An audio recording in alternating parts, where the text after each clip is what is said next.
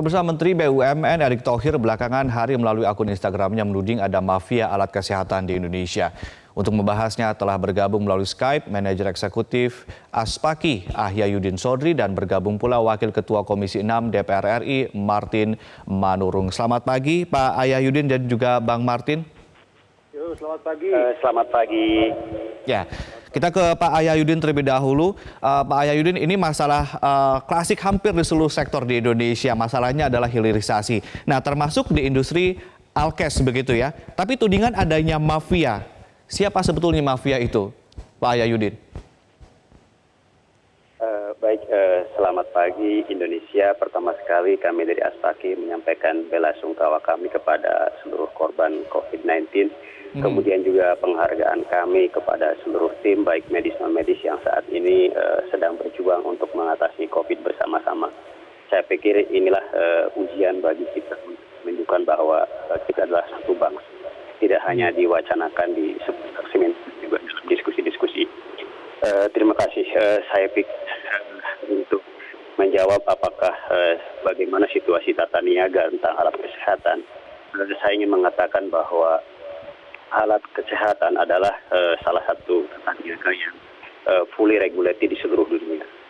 Sebuah produk alat kesehatan tidak serta-merta kemudian bisa digunakan, tetapi juga harus melewati tahapan-tahapan pengujian dan sertifikasi. Di Eropa misalnya kita harus mengikuti CE, kemudian di Amerika mengikuti FDA, dan di Indonesia mengikuti apa yang namanya HKD. Dan ini yang kemudian mungkin bisa dilihat bahwa dalam hal ini tidak semua orang bisa bermain bisnis ini. Lalu kemudian kalau pertanyaannya apakah memang betul ini lebih banyak menggunakan alat impor? Kira faktanya adalah seperti itu. Dan sejak zaman era kemerdekaan, saya pikir rumah sakit di Indonesia, para pengguna dokter dan familiar dengan produk-produk luar negeri. Baik, tapi faktanya Pak Ahyayudin, maaf saya potong statement dari Pak Menteri BUMN mengatakan bahwa ada mafia. Siapa mafianya sebetulnya kalau dari teman-teman industri melihat ini, siapa mafianya? Saya kurang tahu siapa yang misalnya ditujukan oleh Pak Erick Thohir ya. Tapi kalau kami di industri, saya kira Aspaki misalnya sebagai asosiasi produsen alat kesehatan yang berdiri sejak tahun 2000 dengan anggota sudah mencapai lebih 200, maka kami merasa telah ikut berkontribusi untuk mengembangkan alat kesehatan di Indonesia. Dengan kata lain bahwa kami telah ikut berjuang bersama-sama dengan stakeholder yang lain untuk memajukan industri alat kesehatan di Indonesia. Baik, jadi anggota Anda di Aspaki sendiri berapa persen sih yang barangnya itu impor, alkesnya itu diimpor? Kalau kami adalah asosiasi produsen, sesuai dengan namanya Asosiasi Produsen Alat Kesehatan Indonesia, kami adalah manufaktur. Tentu saja kami juga menggunakan bahan-bahan, kalaupun mengimpor adalah bahan baku, bukan produk utuh. Bahan baku begitu ya? Betul ya. Baik, Anda juga pernah mengatakan Pak Ahyayudin, Indonesia harus membangun industri alkes secara komprehensif, terstruktur dan konsisten kalau mau mandiri. Ini maksudnya apa Pak Ahyayudin? Saya pikir kalau kita cermati, Indonesia ini sesungguhnya harus banyak berjuang di sektor industri. Kita sejak zaman sekolah dasar, maka kita diajari sebagai negara agraris, dan saya pikir seperti generasi saya, itu sangat tertanam bahwa kita negeri agraris, bukan negeri industri. Dan dalam keseharian juga kita dilihat bahwa, atau kita melihat bahwa kita itu sangat senang menggunakan produk-produk asing. Dan itu yang membedakan kita dengan negara-negara yang memang sudah menjadi negara industri. Saya lama tinggal di Jerman dan saya tahu betapa bangganya orang Jerman menggunakan produk-produk Jerman. Oleh karena itu, kalau misalnya Indonesia ingin merubah dari negara agraris menjadi negara industri, maka saya pikir kita harus membangun 3 hal. Pertama adalah mentality, tadi yang saya katakan bahwa harus mampu menciptakan generasi yang sanggup create something, menciptakan sesuatu, kemudian juga bangga menggunakannya, dan itu saya pikir harus dibentuk lewat suatu budaya. Lebih jauh lagi dalam hal ini adalah konteks pemerintah.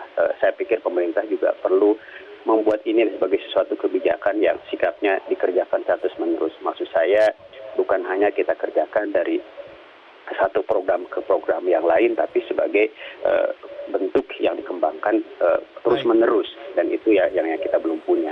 Baik, Pak Yayudin, terakhir sebelum kita ke Bang Martin, kita mungkin bisa belajar dari kasus yang Anda alami sebagai pengusaha begitu di bidang yang Anda geluti. Ketika dibicara soal komprehensif, terstruktur dan konsisten, misalnya dari kasus Anda mendirikan perusahaan, kemudian mendapatkan bahan baku, kemudian mendistribusikannya, apa yang kurang, apa yang harus diperbaiki sehingga bisa menjadi komprehensif, terstruktur dan juga konsisten seperti yang Anda katakan. Belajar dari kasus misalnya, contoh kasus yang ingin bisa Anda ceritakan.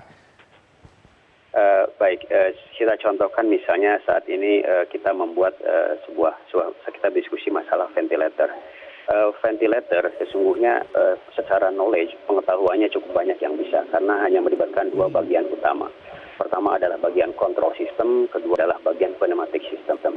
Dan ini digunakan kan di industri yang lain. Apa yang membedakan? Yang membedakan adalah ini digunakan untuk keselamatan manusia. Dalam hal ini, kalau misalnya kita menginginkan bahwa Indonesia bisa berhasil mengembangkan industri alat kesehatan, mungkin alat kesehatan. Pertama adalah menentukan apa. Kita tidak bisa mengatakan bahwa semua ingin kita kembangkan. Kita hanya memilih salah satu produk. Misalnya kalau kami atau kalau saya lebih banyak mengembangkan di produk-produk alat kamar bedah misalnya, meja operasi, lampu operasi, mesin dan sebagainya. Tapi kita tahu bahwa industri ini bisa berjalan kalau inputnya ada, kalau hulunya ada. Nah, hulu dalam hal ini adalah material. Apakah material yang mentah ataupun material yang sudah setengah jadi. Baik. Industri modern sesungguhnya tidak hanya menggunakan material-material yang masih mentah. Saya kira supply chain ya itu sudah berperan. Kita tidak harus membuat ventilator semuanya dikerjakan sendiri. Dan ini yang akan menjadi kesulitan. Di negara-negara yang sudah industrinya terstruktur dengan baik, misalnya Cina, ataupun misalnya kalau Eropa saya contohkan Jerman, mereka bisa dengan mudah mendapatkan bahan-bahan yang mereka dapat gunakan untuk bisa membangun sebuah mesin ventilator. Sedangkan kalau di Indonesia maka kita harus berjuang mendapatkan itu dan ini dan itu juga harus menggunakan import. Yang saya maksudkan juga terstruktur, tidak hanya membenahi industrinya, tidak hanya membenahi bahan bakunya, tapi juga pasarnya. Seperti saya katakan di awal bahwa saat ini pasar 90% dikuasai oleh produk impor, dan itu sudah dimulai sejak awal kemerdekaan. Maka seharusnya kebijakan juga menyentuh pasar, tidak hanya misalnya menyentuh bagaimana membuat produk yang baik, tapi juga membantu misalnya bagaimana bisa memasarkan. Contoh yang paling konkret adalah apa yang dikerjakan oleh Malaysia misalnya dan Korea atau bahkan Cina sekalipun. Mereka membantu produk-produk lokalnya itu bisa dipasarkan di dalam negerinya. Kalau sudah kuat dalam negeri, maka produk tersebut bisa kemudian bisa meraih pasar ekspor. Itu yang saya maksudkan terstruktur. Baik Pak Yayudin. Jadi semenjak kemerdekaan sampai sekarang industri belum banyak berubah karena memang sangat tergantung pada impor. Kita ke Bang Martin. Bang Martin, kalau kita pinjam istilahnya dari Pak Erick Thohir yang mengatakan bahwa ada mafia, sebetulnya mafianya siapa sih, Bang? Begini, kalau kita pakai istilah mafia, mungkin nanti jadi kayak film koboi gitu.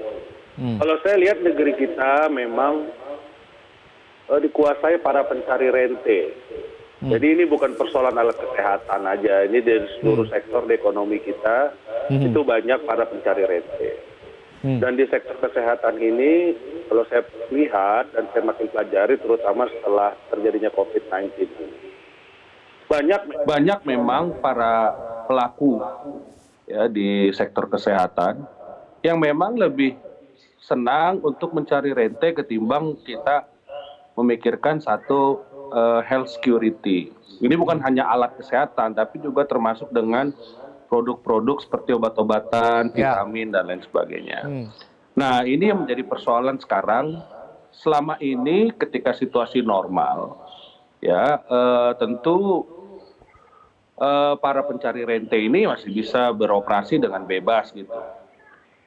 Dan kayaknya klaim bahwa ada kepentingan kita untuk efisiensi itu masuk akal karena mungkin lebih gampang untuk mengimpor, lebih murah untuk mengimpor ketimbang kita membuat di dalam negeri kita sendiri. Ya, mungkin karena dari sisi skala ekonomi, dari sisi misalnya sumber daya, transaction cost dan lain sebagainya. Tapi ketika kita tiba pada satu situasi krisis di mana memang seluruh dunia pada saat ini membutuhkan hal yang sama, disitulah persoalan. Kita tidak bisa mencari barang, kita tidak bisa, sehingga punya security Jadi ini bukan persoalan bahwa sejak zaman kemerdekaan kita sudah begini dan begitu. Ini adalah produk hasil dari kita tidak pernah melakukan pekerjaan rumah. Kita lebih, misalnya, kita lebih senang pasar kita saja. Lupa bahwa satu saat bisa terjadi kondisi seperti ini, di mana seluruh dunia itu sedang mencari hal yang sama, sehingga kita tidak punya fondasi sama sekali. Baik. Bang Martin, kalau misalnya kita mau katakanlah ini menjadi momentum kita untuk menjadikan industri alat kesehatan dan juga obat-obatan mandiri, ini jadikan momentum, apa yang harus dilakukan dari hulu hingga hilir, Bang Martin, kalau dari sudut pandang Anda? Kalau sekarang kita punya keinginan seperti itu, udah salah waktu lagi, Mas. Karena pada saat ini tidak ada lagi kesempatan, waktu tidak memberi kita kemewahan untuk bisa membangun yang saya bilang tadi. Nah, itu persoalannya. Ini harusnya kita kerjakan 10-20 tahun yang lalu. Sekarang kita berpacu sama waktu, orang setiap hari terinfeksi, orang setiap hari mati, maka tidak ada jalan lain, kita harus rebut-rebut seluruh dunia. Baik. Tidak mungkin kita membangun sekarang industri dalam negeri dan lain sebagainya yang ideal itu. Walaupun tetap harus diusahakan bagaimana kita ke depan. Jadi ini tamparan, tapi belum momentum. Karena momentumnya belum tiba, Mas. Baik, Bang Martin, ada pernah menyarankan memperlebar izin impor alkes di saat pandemi, di saat ini begitu ya. Kenapa? Apa pertimbangannya? Ya. Bukankah ini justru memang malah membuka kemudian para pemburu rantai itu, karena tetap saja impor, bukan untuk memupuk industri kita semakin mandiri. Kita sekarang sedang berpacu sama waktu, Mas. Setiap hari ya sekian ratus orang, itu kalau data yang resmi, kalau data tidak resmi saya tidak tahu berapa ribu orang terinfeksi dan menunggu pertolongan. Kita tidak bisa membiarkan produk-produk kesehatan dan obat-obatan itu langka di pasaran. Ya, jadi ini bukan persoalan nasionalisme dulu, ini persoalan nyawa. Nah, kalau udah persoalan nyawa, yang mau tidak mau kita harus dapatkan itu barang, apakah produksi sendiri ataukah kita impor dari luar. Karena itu semakin tertutup selangnya, semakin dikuasai pemain yang itu saja, semakin kita kelangkaan. Karena apa? Rente mereka semakin besar. Nah, karena itu sekarang ya saya udah bilang kepada Menteri Menteri Perdagangan juga supaya duduk bersama dengan Menteri Kesehatan, buka ini semua. Sebagai solusi sementara begitu ya, Bang Martin Manurung ya. Izin. Saya kemarin lihat bahwa bea masuk juga sudah dihapus. Ini lambat, Mas, step by step-nya lambat. Jadi Menteri Perdagangan sudah menghapus izin, baru dihapus bea masuk. Nanti kemudian baru dilonggarkan persyaratan dari Menteri Kesehatan. Harusnya bersama-sama itu duduk bersama, dibedah masalahnya apa. Oke. Artinya itu sebagai solusi saat ini, dan kita juga sambil memupuk untuk bagaimana industri kita mandiri ke depannya, ini sebagai tamparan begitu. Tapi kita ke Pak Ayayudin lagi. Pak Ayayudin, ini saya tertarik untuk membahas peran BUMN di sini, Pak Ayayudin. Alih-alih Menteri BUMN teriak ada mafia. Nah, bagaimana seharusnya industri-industri plat merah menginisiasi tumbuhnya industri ini dari hulu hingga hilir untuk jangka panjangnya, Pak Ayayudin ya? Anda kan juga seorang praktisi yang melihat lapangan sehari-hari. Bagaimana kemudian peran BUMN seharusnya, Pak Ayayudin? Saya pikir industri BUMN seperti industri yang besar, mereka bisa berperan sebagai di bahan baku ataupun di sebuah produk akhir yang besar-besar. Dan peran-peran itu juga banyak dikerjakan di negara-negara yang lain. Tadi saya katakan bahwa saat ini untuk kami sendiri Aspaki yang sudah banyak memproduksi alat kedokteran masih juga menggunakan banyak komponen impor. Dan untuk bisa mendapatkan komponen impor ini seringkali harus melakukan B2B, artinya perusahaan lokal harus langsung bernegosiasi dengan perusahaan asing. Saya pikir peran ini bisa diambil oleh BUMN karena mereka bisa bermain dengan kualitas yang besar, dengan modal yang besar, dan saya yakin mereka bisa mendapatkan kemudian harga yang lebih baik. Dan contohnya misalnya sekarang untuk APD saat ini juga kita kesulitan dengan bahan baku ataupun juga masker misalnya, filtrasinya adalah impor. Dan untuk bisa mendapatkan material-material ini dengan kerjasama B2B itu saat ini sudah sangat sulit karena semua berebut. Dan saya pikir peran ini bisa diambil oleh BUMN untuk jangka pendek sekarang. Kemudian ke depan, BUMN juga bisa bermain di produk-produk yang besar, di mana nanti untuk subkomponennya mengandalkan industri alkes yang misalnya sekarang UMKM yang memproduksi alat-alat yang lebih kecil, atau sebaliknya tadi jadi bisa di hulu yang di industri bahan bakunya atau di produk yang besar, dan peran ini banyak dimainkan juga negara-negara yang besar.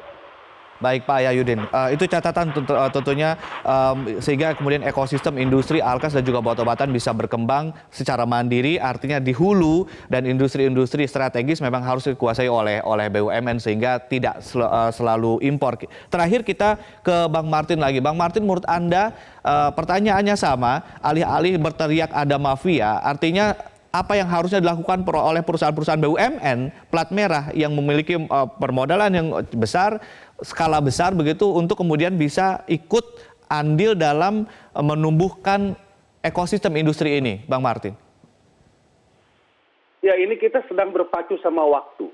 Sekali lagi saya tegaskan itu. Kalau berpacu sama waktu, buka selebar-lebarnya pintu. Saya malah tidak membedakan antara BUMN atau swasta. Pemain manapun atau BUMN ataupun swasta, ayo adakan semua peralatan itu.